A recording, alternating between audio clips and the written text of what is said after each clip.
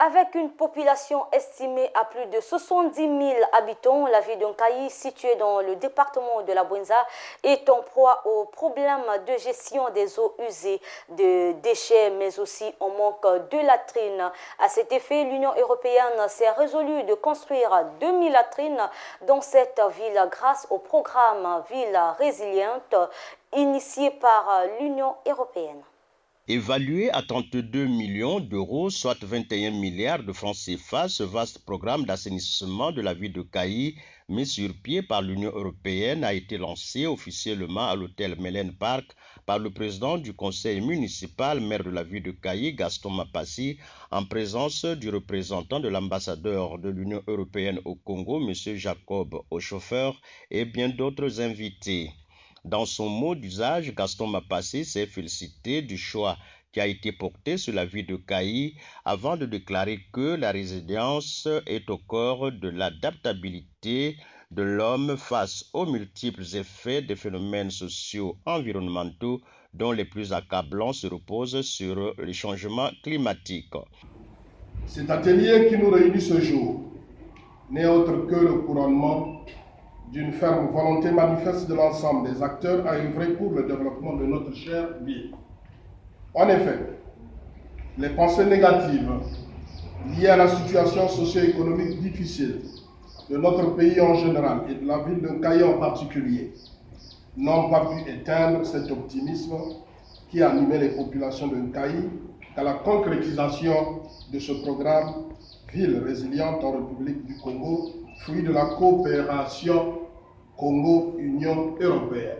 De son côté, le représentant de l'ambassadeur de l'Union européenne au Congo a souligné que ce projet va changer la qualité de vie de la population, d'où l'implication des autorités locales et les acteurs de la société civile.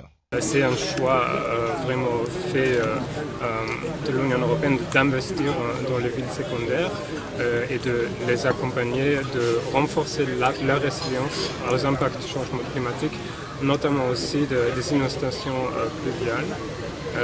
Et là, il y aura des travaux pour gérer l'eau pluviale. Il y a des travaux pour gérer l'eau usée et gestion des déchets. Il y a aussi un volet très important pour la participation de la société civile pour adresser les enjeux du développement urbain. Le directeur général ordonnateur national suppléant du Fonds européen de développement, M.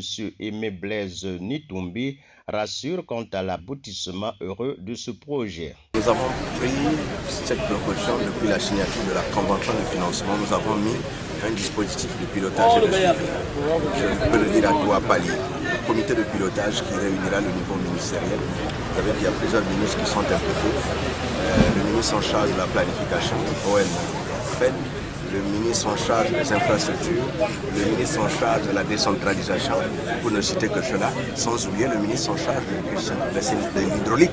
Donc à ce niveau, il y aura des réunions prévues avec une fréquence d'une réunion par an. Il y a le niveau technique au niveau central, donc il y aura un comité technique qui sera présidé par le directeur général du partenariat, que je suis. Et là, nous allons regarder au niveau central toutes les administrations, quelles sont les problématiques qui se posent. Et aussi, on a prévu deux comités de suivi locaux au niveau des départements, présidés par les présidents des conseils municipaux.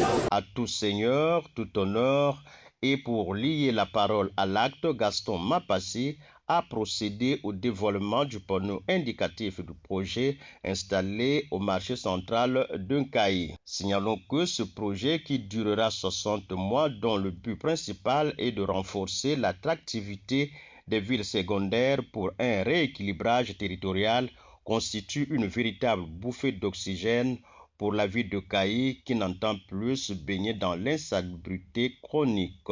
Victor Gampaka, Kayi, Lux TV.